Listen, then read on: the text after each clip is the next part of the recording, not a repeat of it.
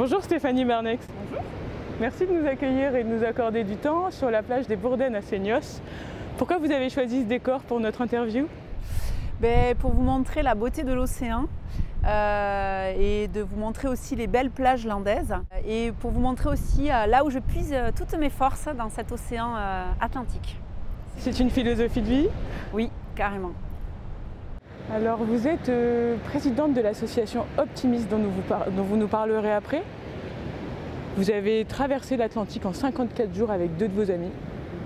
Vous êtes plusieurs fois médaillée au championnat du monde de paddleboard longue distance. Vous avez été plusieurs fois médaillée au championnat du monde et de France en sauvetage, une discipline que vous avez intégrée à 18 ans, alors qu'à l'époque, ce n'était pas tout à fait ouvert aux femmes. Bravo pour ça. Je crois que vous êtes aussi marraine de la Ligue contre le cancer. Vous avez mené 3 batailles contre le cancer du sein et contre un sarcome qui a résulté des soins que vous avez reçus pour vos cancers, pour votre cancer.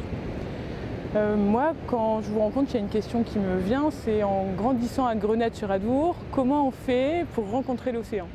Oui, alors c'est vrai que si on regarde mes origines, Grenade-sur-Adour, rien ne me prédestinait à voguer dans cet océan Atlantique ou même d'autres mers. J'ai fait de la natation toute petite. D'ailleurs, je me rappelle, j'avais appris à nager en 3 leçons. Le maître nageur avait dit à ma mère, non, je ne vous fais pas payer. Donc de suite, j'étais bien dans l'eau, à l'aise. Puis j'ai fait de la natation parce que j'avais une amie qui faisait de la natation. Donc c'était plutôt voilà, pour me retrouver avec elle et puis que ce soit un sport de copine.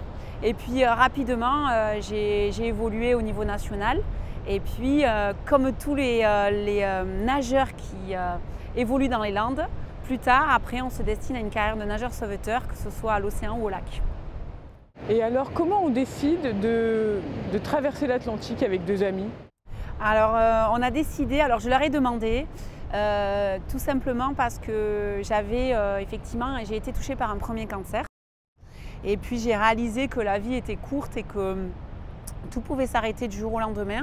Et on était 5 personnes où on a traversé cette épreuve que je connaissais. Ils ne se connaissaient pas forcément entre eux, mais à chaque fois que je sortais des chimios, on s'appelait alors, on se soutenait. Vous savez, quand vous traversez une épreuve, en général, vous essayez de vous rapprocher d'une communauté qui traverse un peu la même chose. Et ces 5 sont décédés. Et du coup, moi, j'ai dit, mais moi, je veux réaliser mon rêve parce qu'on ne sait pas de quoi il fait demain. Donc, j'aimerais traverser un océan comme ça, allongé sur une planche, les mains dans l'eau. J'ai appelé Alexandra et Flora et elles ont dit oui. Et donc, on a mis 2 ans de préparation et on est parti du Canada pour rejoindre le port de Cap-Breton. Vous préparez la traversée du Pacifique? Oui, alors aujourd'hui, après l'Atlantique Nord, on est parti, on a rejoint le Cap Horn, qui est l'un des endroits les plus dangereux de la planète, instable, imprévisible. Donc on s'était beaucoup préparé, on a effectué ce record en 2015. Et là, aujourd'hui, alors c'est plus pour des raisons sportives ou personnelles, c'est plutôt pour aider. C'est notre manière d'aider les gens, c'est voilà, les enfoirés chantent, nous on rame. Donc on s'est dit, aujourd'hui on veut s'occuper des enfants malades, il nous faut des sous, il nous faut des... Voilà. Donc on s'est dit qu'est-ce qu'on va faire? Bon là on va ramer. Et on a pris le globe terrestre et on a dit le Pacifique, personne ne l'a jamais fait. C'est assez long, ça fait 8000 km entre le Pérou et la Polynésie. Donc on s'est dit, allez cap ou pas cap, bon on verra. Mais en tout cas on va le tenter et on veut vendre tous les kilomètres au profit des enfants. C'est un défi extrêmement ambitieux, c'est dans le cadre de votre association Optimist que vous menez ce défi, c'est bien ça? Oui. Vous pouvez nous expliquer le projet de cette association?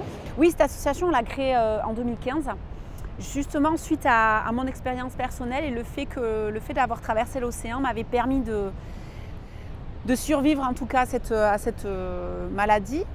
Et donc on s'est dit avec une amie, Alexandra Lemuel, que c'était super si on pouvait aider les gens comme ça, tels des sportifs de haut niveau, à réaliser leurs défis. Il n'y a pas de petits défis, leur Atlantique. Donc on les prépare sur une période de 10 mois à peu près. Préparation physique, préparation mentale, bien-être et nutrition. Et ces personnes choisissent leurs défis et on les accompagne jusqu'au défi. Donc voilà, c'est un vrai Je pense que c'est un bon complément avec la chimiothérapie, la radiothérapie, parce que c'est très positif en définitive. Et cette association va ouvrir ses portes aux enfants, c'est ça? Exactement. Aujourd'hui, on a accompagné 150 optimistes, puisqu'on n'appelle pas les malades, on les appelle les optimistes. Et désormais, on veut accompagner, fort de notre expérience, les enfants, les super optimistes. Donc, il nous faut des fonds et du coup, on s'est dit, allez, on va ramer pour les enfants. Stéphanie Barneix, vous êtes une des femmes les plus impressionnantes quand même de notre époque aujourd'hui en France et dans le monde, et vous êtes maman d'un enfant de 4 ans. Est-ce qu'on a déjà été amené à vous dire est-ce qu'on vous a déjà demandé comment concilier la vie de maman et la vie que vous menez? Oui, j'ai eu plusieurs fois des remarques justement sur ce nouveau projet, alors pas toujours, mais des fois on me dit « Ah, mais comment tu vas laisser », en plus avec le mot « laisser », c'est un peu compliqué, cet enfant pendant 3 mois. Donc voilà, alors c'est déjà une remarque qu'on fait très rarement aux hommes quand ils partent, les sportifs de haut niveau à l'étranger pendant 1 mois ou 2, faire des compétitions. Je pense qu'on leur donne pas, on leur dit pas « Mais comment vous allez faire? Venez d'être papa d'un petit garçon et d'une petite fille ». Donc voilà, mais je pense qu'il faut... aussi, pas dédramatiser, mais déjà c'est une organisation avec forcément un papa qui est super et qui m'accompagne et qui me soutient dans tous mes projets. C'est d'expliquer aussi à l'enfant que c'est important pour moi de réaliser ces projets, que ça permet aussi que je m'épanouisse en fait en tant que sportive, en tant que femme. J'espère que ce sera inspirant pour lui, qu'il ne soit pas bloqué dans ses peurs ou dans des préjugés en fait, comme j'ai pu avoir des remarques moi. Et voilà, j'espère qu'il réalisera ses rêves. En tout cas, je serai vraiment là pour l'accompagner à réaliser ses rêves et donc voilà. Alors notre interview, elle va être retranscrite et diffusée sur les réseaux à l'occasion de la Journée internationale pour les droits des femmes. Vous êtes une femme de défi, vous avez mené énormément de batailles. Est-ce que vous avez un message à transmettre au public qui nous regarde?